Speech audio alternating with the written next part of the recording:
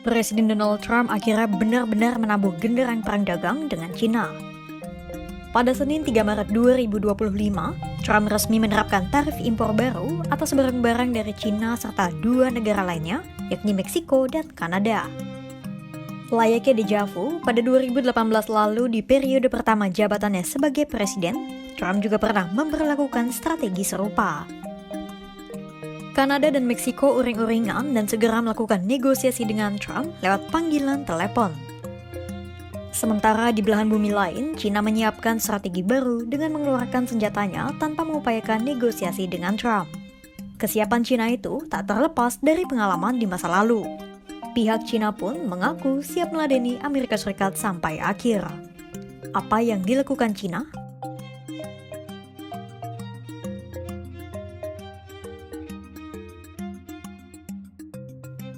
Sebelum mengulik lebih jauh senjata apa yang dimiliki Cina, mari kita membahas lebih dulu kebijakan perang dagang apa yang baru ditekan oleh Trump.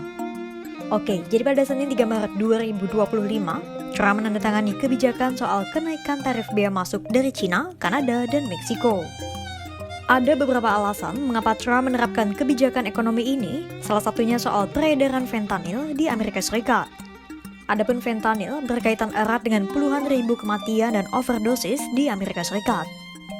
Pemerintahan Trump menyebut fentanyl itu berasal dari Cina, kemudian dipasok secara ilegal oleh para kartel Meksiko dan diolah di laboratorium fentanyl Kanada. Akhirnya, per 4 Maret 2025, semua barang yang diimpor dari Cina ke Amerika Serikat akan dikenai tarif pajak sebesar 20%. Artinya, kenaikan 2 kali lipat dari tarif yang sebelumnya hanya 10%.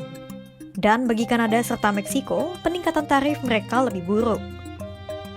Keduanya dijatuhi tarif bea sebesar 25% dari yang sebelumnya hanya 10%. Usai pengumuman kenaikan tarif bea masuk, Kanada dan Meksiko langsung melakukan perundingan melalui sambungan telepon dengan Donald Trump. Hasilnya, Trump memundurkan masa pemberlakuan tarif 25% bagi Kanada dan Meksiko hingga 2 April 2025 mendatang. Sementara, Cina hanya diam dan bergerak melakukan pembalasan. Bagaimana negeri tirai bambu itu menghadapi penerapan kenaikan tarif Donald Trump?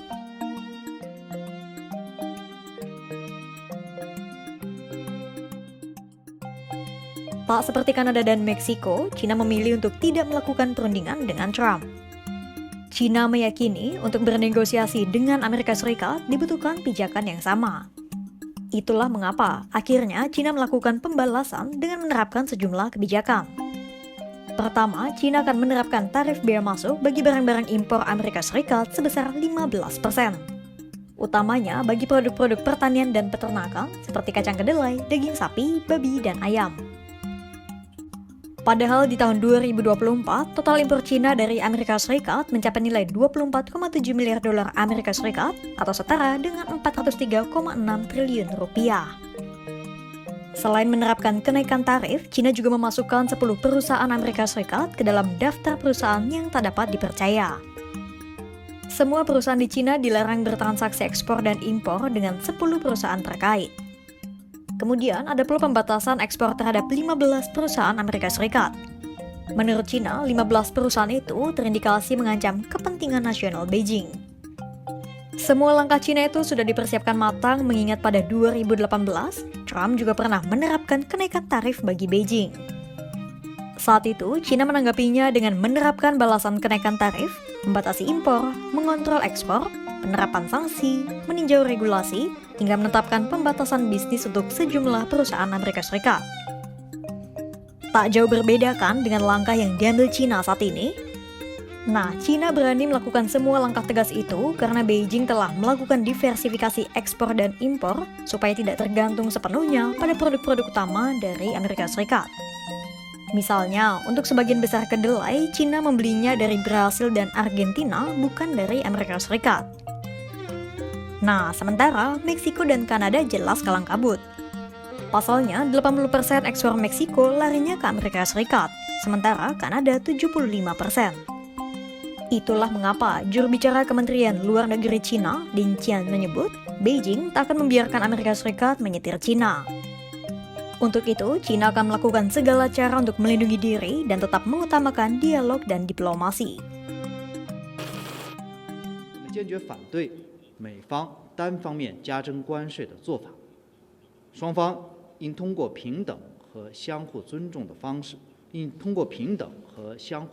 对话与协商，解决各自关切。中方将继续采取必要措施，坚定维护自身的正当权益。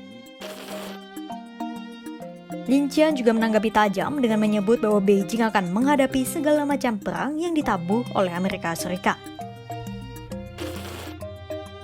Ditempa oleh pengalaman, China memiliki kesiapan baik dalam menghadapi perang dagang yang dimulai oleh Donald Trump. Diversifikasi jadi kunci utamanya. Walau demikian, bukan berarti China bisa bersantai. Pasalnya, Amerika Serikat bukanlah mitra yang bisa dikesampingkan bagi China. Kira-kira bisakah China bertahan dengan strateginya saat ini? Sampai kapan kedua negara akan bertahan dalam perang dagang sengit ini? Simak terus perkembangannya hanya di kanal YouTube Kompas.com.